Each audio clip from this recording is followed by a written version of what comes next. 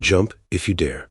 On May 24, 2023, just days after graduating high school, 18-year-old Cameron Robbins from Baton Rouge, Louisiana, was celebrating with several hundred classmates on a trip to the Bahamas. They were staying at the Atlantis Paradise Island Resort in Nassau.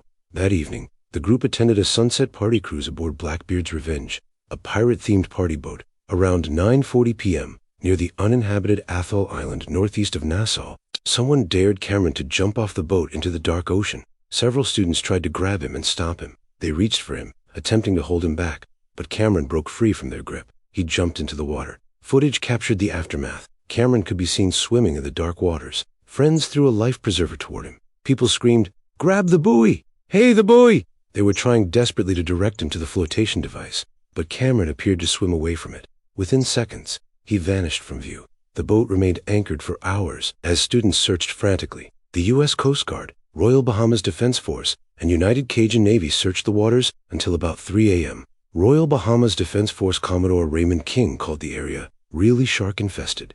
He said, "The probability of survival decreases significantly, particularly if a person did not have on a life vest, and particularly if a person is perceived to be intoxicated." The search covered 325 miles over 2 days. On May 27th, authorities called off the search. Cameron Robbins was officially designated lost at sea. His body was never recovered. A memorial service was held at Broadmoor United Methodist Church in Baton Rouge. Cameron was described by his baseball coach as a fierce competitor and by his family as funny and kind-hearted. My darkest secret. On May 28, 2018, in the early hours of the morning, a neighbor looked out her window in Haysham, Lancashire, and saw flames at 94-year-old Mary Gregory's bungalow. Firefighters rushed to the scene and found Mrs. Gregory unconscious in the conservatory, suffering from smoke inhalation. She was treated by paramedics and rushed to Royal Lancaster Hospital, but died 4 days later.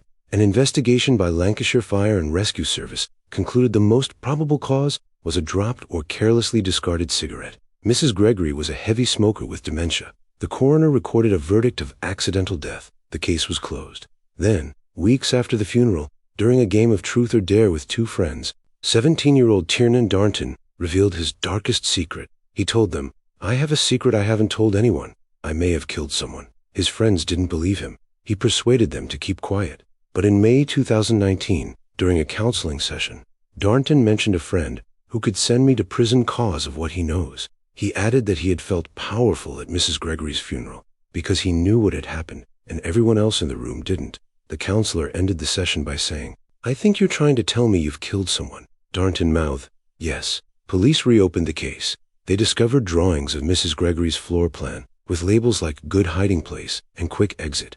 Evidence showed he had set the curtains on fire with a lighter, unplugged the phone, disabled a smoke alarm, and placed a table in front of the conservatory doors to block her escape. Investigators found disturbing searches under 18 murder and how long do murderers serve in prison.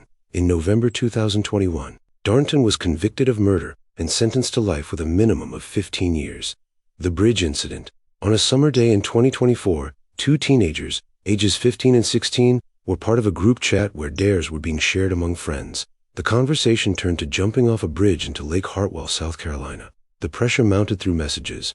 Other teens egged them on. The two decided to go through with it. They drove to the bridge and climbed onto the railing. The drop to the water below was significant. Without hesitation, both teens jumped. They plunged into Lake Hartwell. Friends watching from the shore expected to see them surface. Seconds passed, then minutes. Neither came back up. Emergency services were called immediately. Dive teams searched the lake. Eventually, both bodies were recovered. Neither teen had made it back to shore. The local community was devastated. Candlelight vigils were held. Parents gathered, holding candles and photographs of the two teenagers. Flowers and messages were left at the bridge. In the days that followed, parents across the community warned about peer pressure games spreading through social media. The group chat that had contained the dare was examined by authorities. Friends who had participated in encouraging the jump were left traumatized. Counselors were brought into local schools. The deaths sparked conversations about the deadly consequences of online dares. The bridge where the teenagers jumped became a memorial site. Parents begged other teenagers to think before accepting dangerous dares, no matter how much pressure they felt from their peers. The community mourned 2 young lives lost to a moment of reckless decision-making. The boiling water incident. On March 22, 2017, in Florida, 8-year-old Kihari Pope was at a sleepover with her cousin and friends. The children decided to play truth or dare. The game started innocently enough. Then, someone dared Chiari to drink boiling water through a straw. The other children thought it would be funny to see if she would actually do it. Chiari accepted the dare. She put the straw to her lips and drank the scalding liquid. Immediately, she began screaming in agony. The boiling water burned her mouth, throat, and lungs.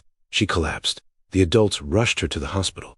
Doctors discovered she had suffered severe internal burns to her throat and respiratory system. Chiari was placed in intensive care. She underwent multiple surgeries. For months, she lived with severe complications from the burns. Her airway was damaged. She struggled to breathe. The internal injuries were catastrophic. Despite the medical team's efforts, Chiari's condition continued to deteriorate. The damage to her throat and lungs was too extensive. Eventually, 4 months later, she died from the injuries sustained from drinking the boiling water. The case shocked the nation. Parents were horrified that such a simple dare could result in death. Warning messages spread across social media about the deadly risks of dares among children. Chiari's family spoke out, hoping to prevent other children from accepting dangerous dares. Her death became a cautionary tale in schools across the country. The children who had dared her to drink the boiling water were left traumatized by what had happened. Chiari Pope was just 8 years old.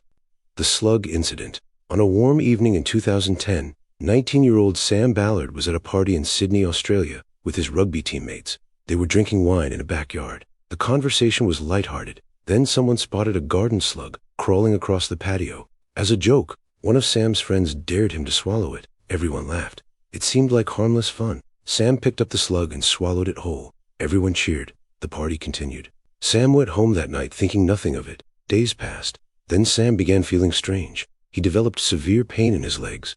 Within weeks, he could barely walk. He went to the hospital. Doctors discovered the slug had carried rat lungworm parasites. The parasites had infected Sam's brain, causing a severe infection called eosinophilic meningoencephalitis. Sam fell into a coma for 420 days. When he finally woke up, he was paralyzed from the neck down. The infection had left him a quadriplegic. He couldn't walk, couldn't feed himself, couldn't breathe without assistance. For 8 years, Sam lived with severe disabilities, requiring around-the-clock care. His mother became his full-time caregiver. Sam's friends were devastated by what their dare had caused. In 2018, 8 years after swallowing the slug, Sam Ballard died from complications related to the infection. He was 28 years old.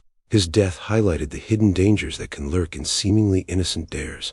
Sam's friends carried the weight of what had happened for the rest of their lives. The fireworks incident.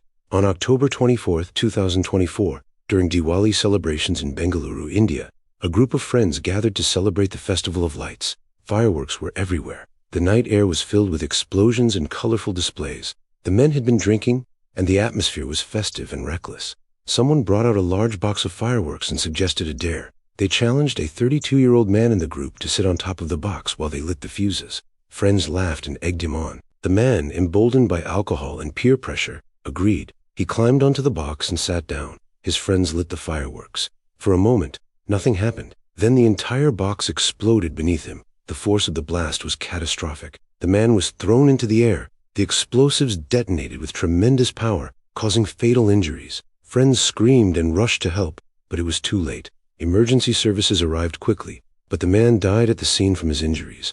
Witnesses told police it had been part of a dare. The case received widespread coverage across India. News outlets showed footage of the aftermath, warning others about the dangers of combining alcohol, fireworks, and peer pressure. The man's family was left to mourn a senseless death. His friends who had encouraged the dare were left traumatized and guilt-ridden. Authorities used the incident as a warning during future Diwali celebrations.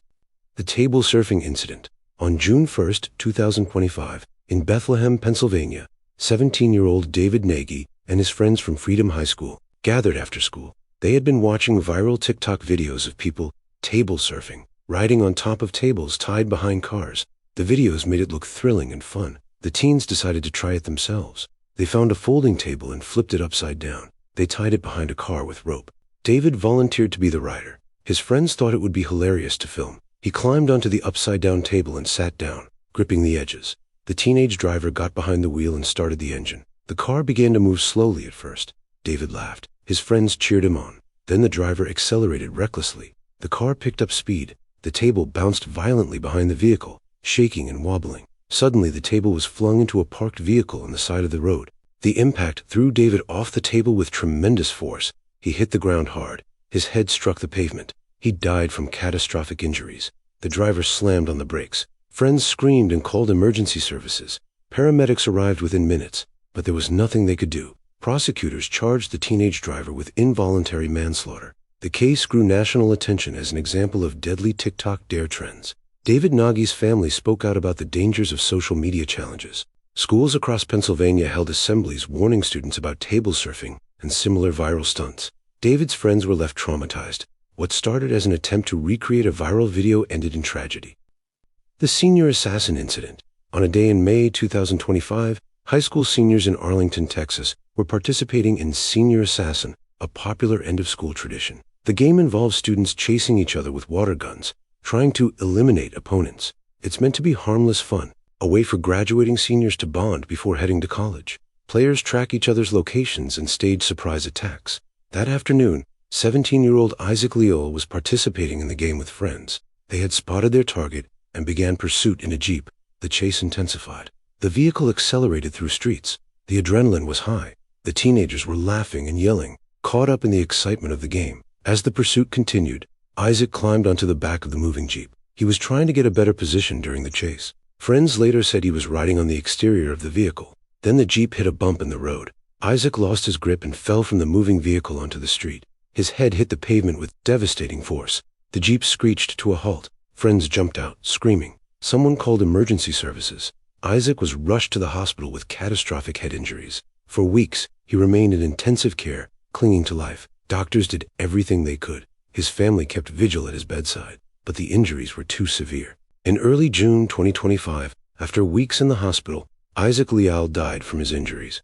Investigators confirmed the death occurred during the Senior Assassin game. The incident sparked a debate about whether such games should be banned. Some schools across Texas immediately prohibited the tradition. If you'd like to see more stories like this, make sure to subscribe and feel free to drop suggestions for the next video in the comments.